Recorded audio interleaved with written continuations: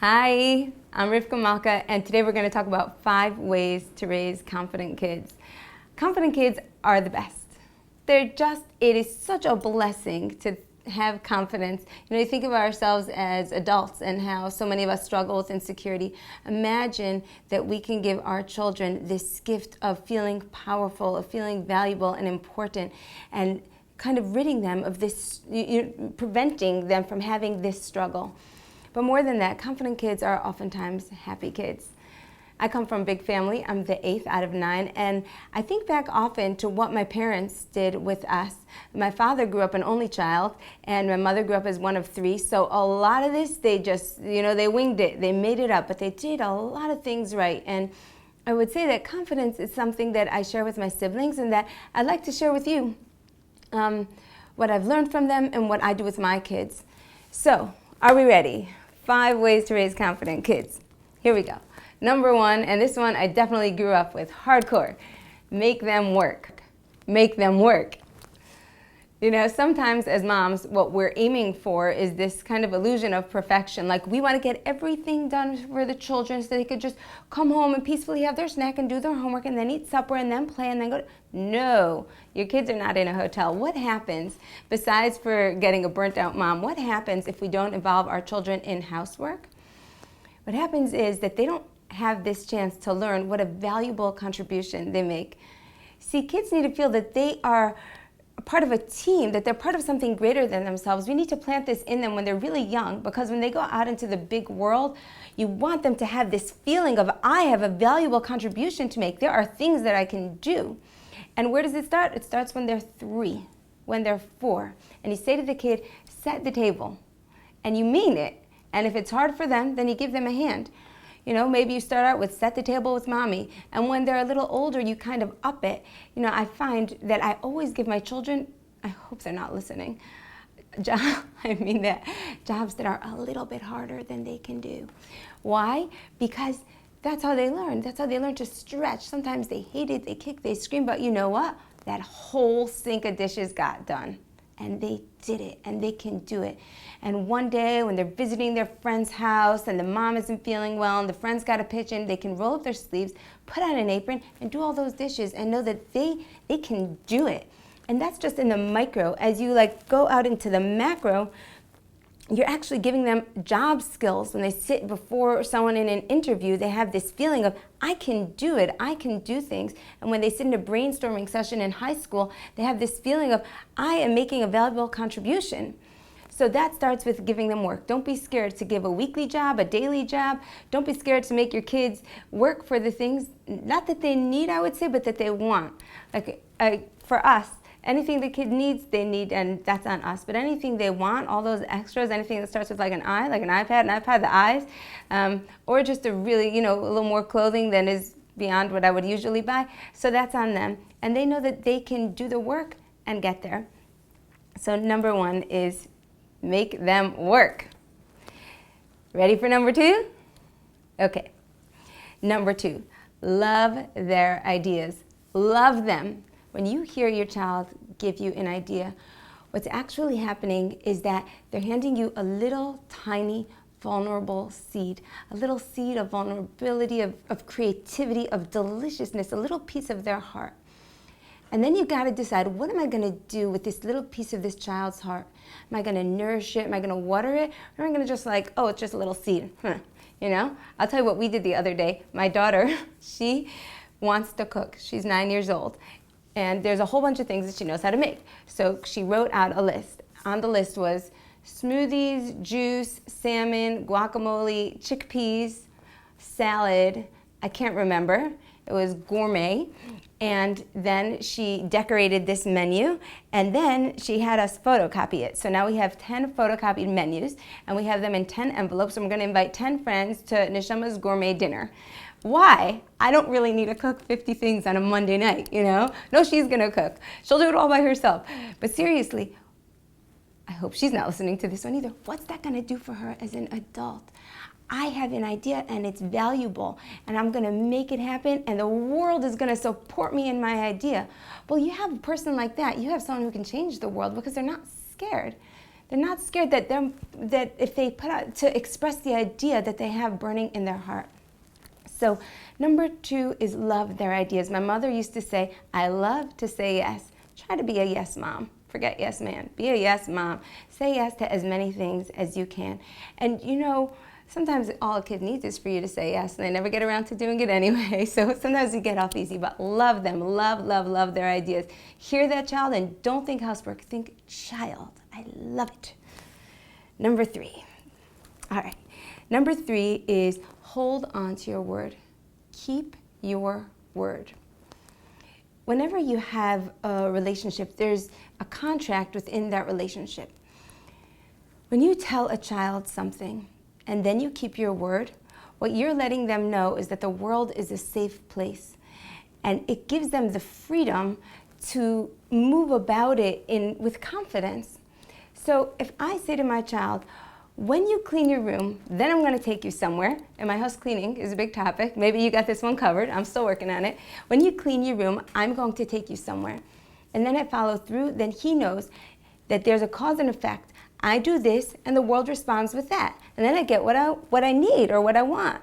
That's a wonderful, wonderful lesson to teach a child. I had an opposite lesson once.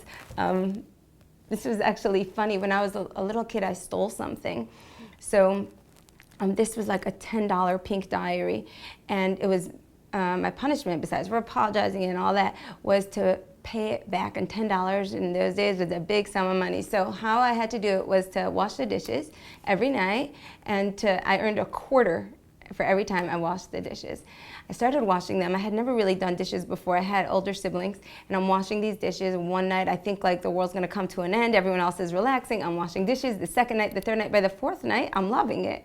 Don't tell anyone I'm loving it, but it's like warm water, and it's a routine, and I feel really good, like I said, about the contribution that I'm making.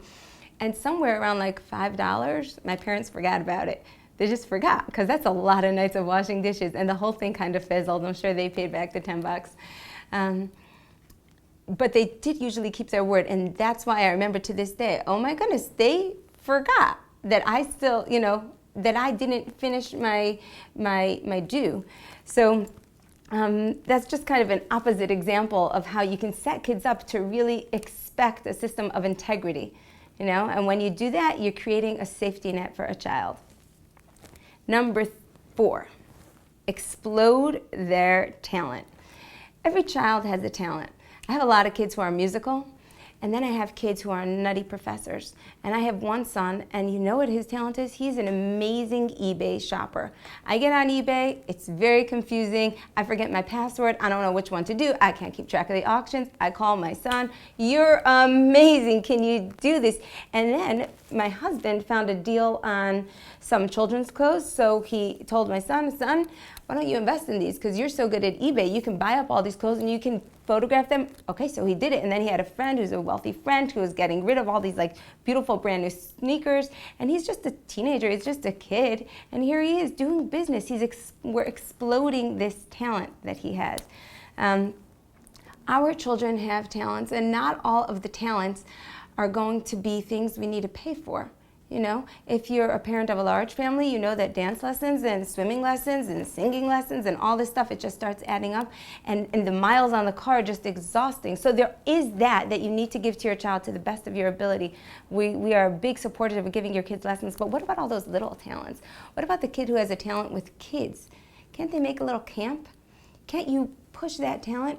When I was a girl, I was pretty artistic, and my mother knew that I just needed, I don't know, I got to ask her what she was thinking, but she told me that there's a lot of parents that want art classes for their daughters, and they want to do crafts on a Sunday, and she gave me their phone numbers, and she said, call them. And I was like, call them? She said, call them. So I called them, and before you know it, I was running this art class for all these little girls. She was so supportive. She bought all the materials. I was pretty young, too young to really pull it together by myself. But I learned, hey, I have this talent, and I can use it in incredible ways. I can teach other people. I can make these little kids happy. Whatever your child's talent is, tap into it. I have another daughter. She says she's OCD. She's super organized, so she's doing all our family albums. Look at what your kids' talents are, and don't only let those kids who have like the dancing or the acting shine. Every kid's talent can shine, and then they feel so good when they say to someone, I do gymnastics, or I'm good at this. It just gives a boost. Number 5, and this is the most important rule for raising confident kids. Now, I don't like the word rule. I don't think there's rules for anything, but this one has a rule. This is the exception. You've got to see your kids for who they are.